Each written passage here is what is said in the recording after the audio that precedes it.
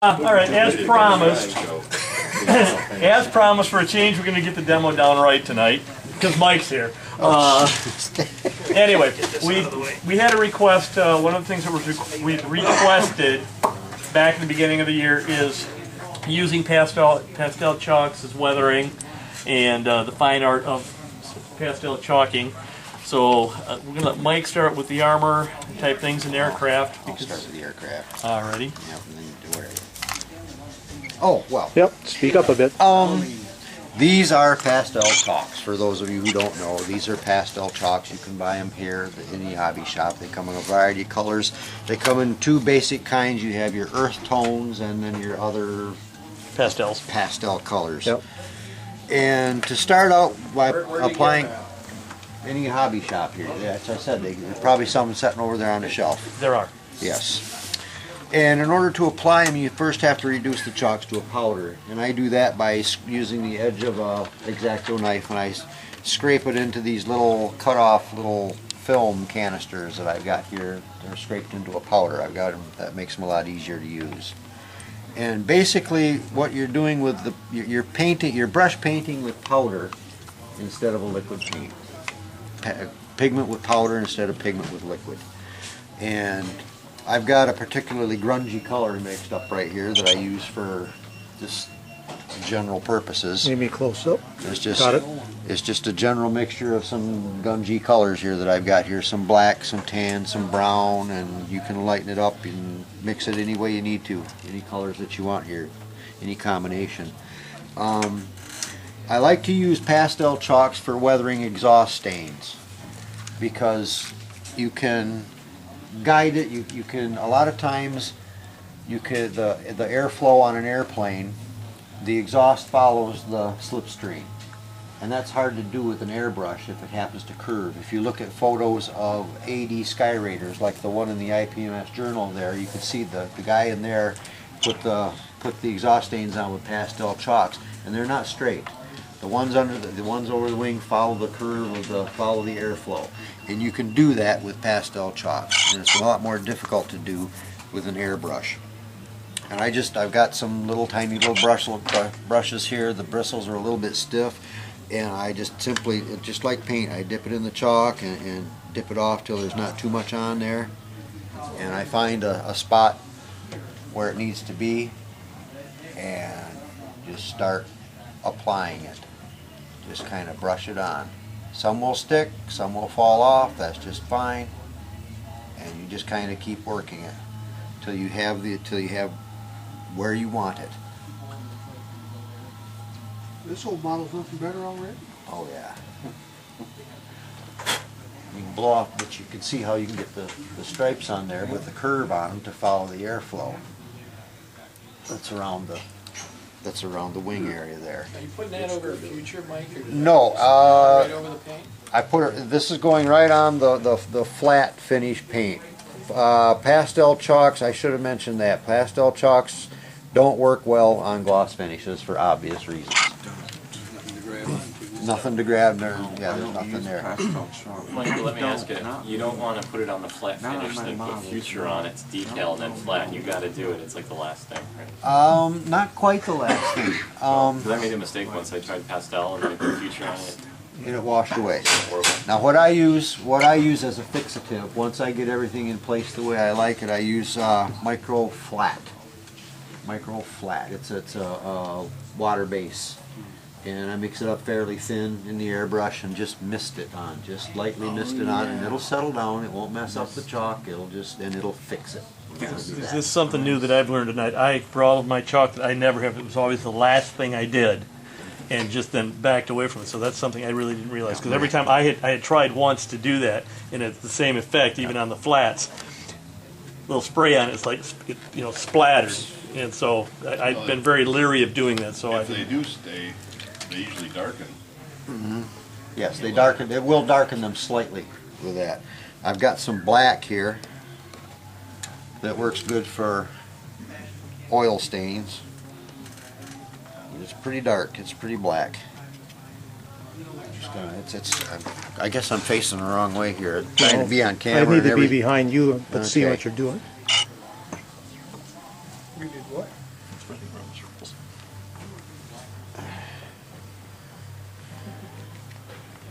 Oh. The rest of you can't see this. This is pretty interesting. But you can download the video. Yeah. But the good news is, This will be going on video on the tube, right? So. the good news is when it gets where you don't want it, you can always wipe it off. I've got some water. Where's my little box over there? I got some water in my box over there. That's water? I always thought that was something. It's okay.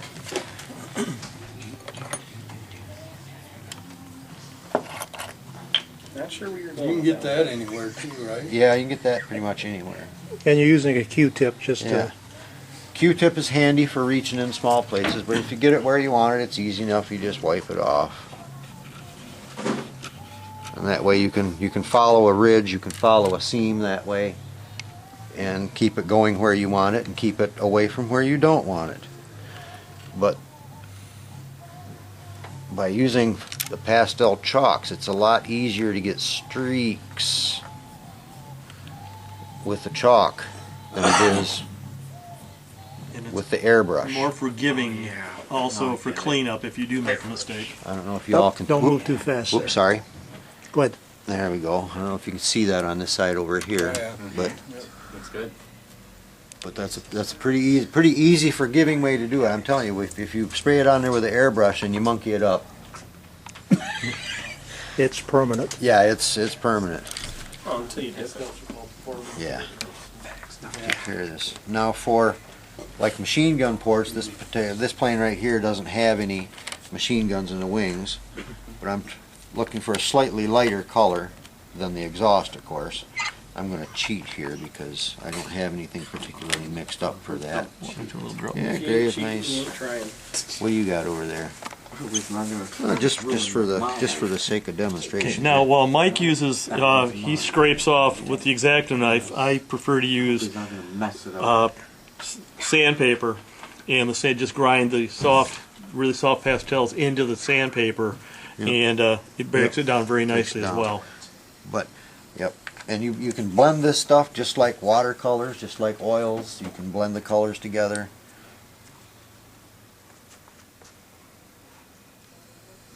But like for machine gun, Sneeze and have to start all over. If you splatter. That's just weathering. Seagull. you can get just a little bit of, just a hint, you know. You don't want to overdo it. That's a little bit overdone. It depends on, you know, how much action they've seen, I guess. But It's good for fading as well. Yes. It gives you a good Yep. faded effect as well, not just the Yep. machine gun blast, but also the paint Yep. fade that you're able to put in. now, to some degree, you can use these darker colors as a sort of a wash for highlighting panel lines. To some degree, I don't want to get too carried. I don't have. The black is too dark, and the other's not dark enough here. But I'm gonna wing it here for a second. If you'll forgive the expression. Let me I don't get it. find a spot here.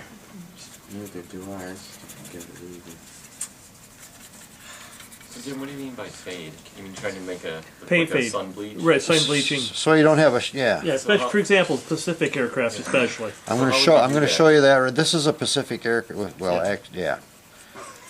I'll show you. Right now, I'm just rubbing this into the recessed panel lines that I can find. This is mostly raised panel lines on this, so I can find here. And then you just wipe off what you don't want, and it leaves what's left in the panel lines. It doesn't show. It's hard can for you see guys it. to see from back Yeah, there, actually, but it's, yeah, you can see it. It's taken in. yeah. And then we can take a lighter color. Yeah, it shows up very good. Does it? Okay, good, good, good, good, good.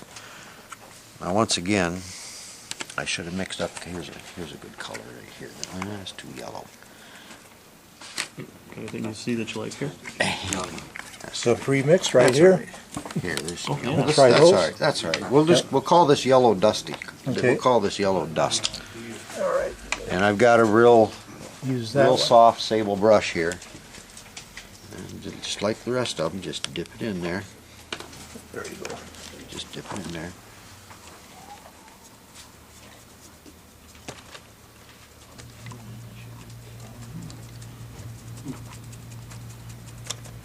There's a recess panel and I should have, could have done. It's like fingerprints. You know how when they do the fingerprint thing on the cop shows?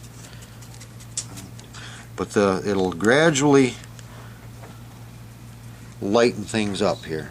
They always rolled mine on the ink pads. Now I got the dust where I don't belong. But But it's it's- your picture I saw in the post office. Using pastels, that's about the same as using the powdered pigments like Big makes, but cheaper. Oh, a whole lot cheaper if you've seen the MIG. Yeah, see, I've never used them. No. And there are other products that are cheaper than the MIG. I mean, I realize Yeah. it's very good stuff, but there are things that are cheaper. But this is, I call it this poor man's MIG. You know, I mean, it's, for me, as far as the, the shading of the color. Trying to get a hold of I like something. it. breaking it, Poor man's airbrush. Exactly. I like it. Thought that was a badger. Don't say that to Mike.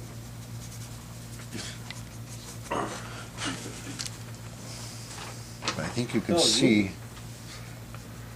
That's all he uses. I'm getting carried away with it now.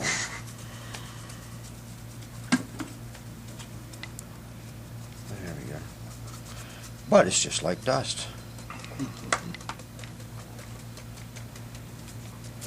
And you can see that that wing's much lighter than the other wing.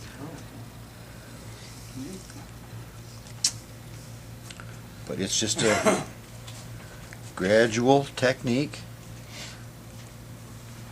That's the basics for what I do to airplanes with pastel chalks. That's pretty much it. It's the exhaust and the machine guns and oil stains and just a general overall kind of a finish that you want depending on the genre that you're in, whether South Pacific, European, whatever. They all had different colors, it seems. Europe was a little bit darker than the South Pacific, I guess. But With the armor too, just kind of looking at it, again, the muzzle flash or the muzzle brake, that area done with the black, the rust color, the exhaust pipes and a whole bit can mix your the rust and the black to get some very nice combinations. Yep. With that. like for exhaust areas on a tank, you can't. That works real good. There's a screen back here. Well, here, let me show you before here. There's just, it's just plain green. It's just been plain painted.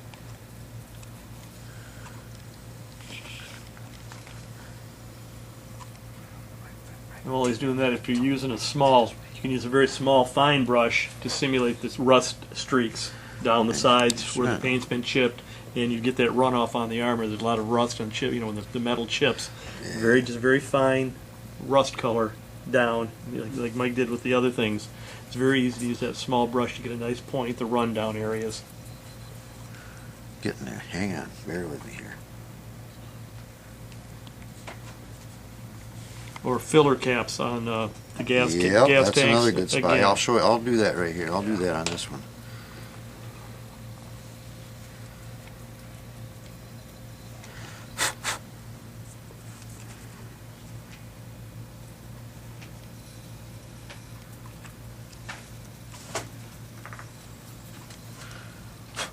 There, now you can see that it's just That's all there is to it, huh? Yep, pretty much. yep, I see. And then, like you said, for like the gas caps, where's my little small brush here? I got my gungy color here.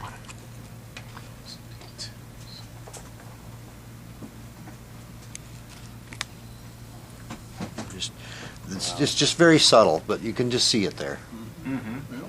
That is so. And he mentioned the rust. Let me find a nice bright rusty color here.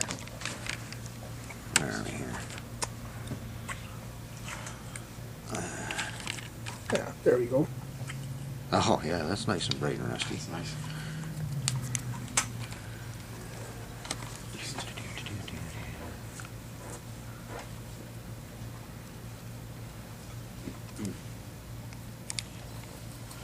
It's not showing.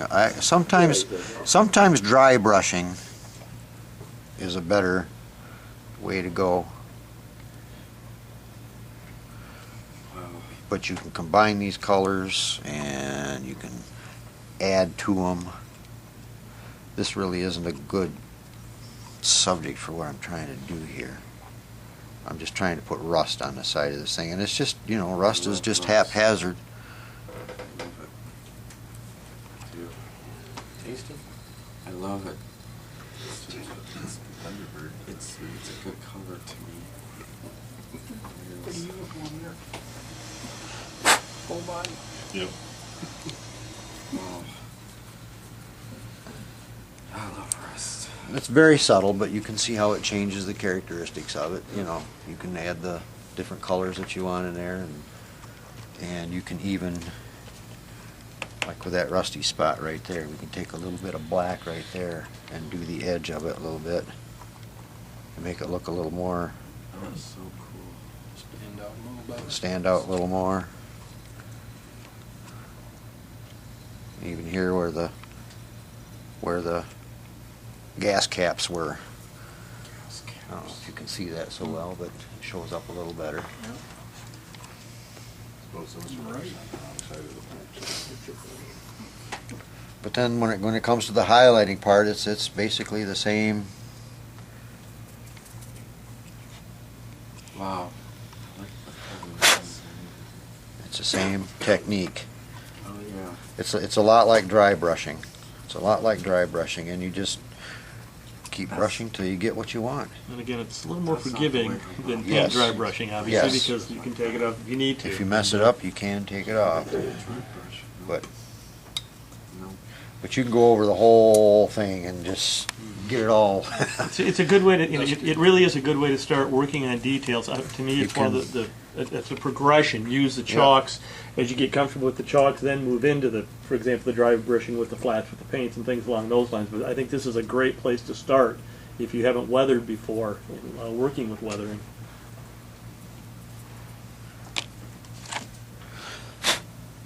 You can use it to low light or fill in the crevices, and then use the Q-tip to remove what you don't want. It's like applying a black wash, only you're using powder instead of a liquid.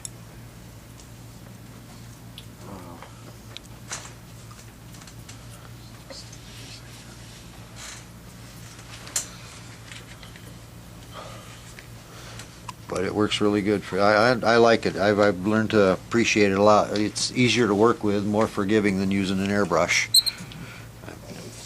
I've pretty much switched over to that. Between an oil wash and the pastel chalks for the highlighting and the weathering, it's a pretty complete system. You ever tried it on natural metal? Not so. It doesn't work so well on natural metal because it's so smooth. You can make it work, but it's tricky. I've had a little bit of success with it, but it's tricky when you put the sealer on it, because once again, you know, you're talking about natural metal, so it's got to be shiny. So that's real light with the future floor wax. You know, like you said, that's a bit of a trick. For that sort of thing, maybe airbrushing would be a better way to go if you're on a natural metal or a gloss finish.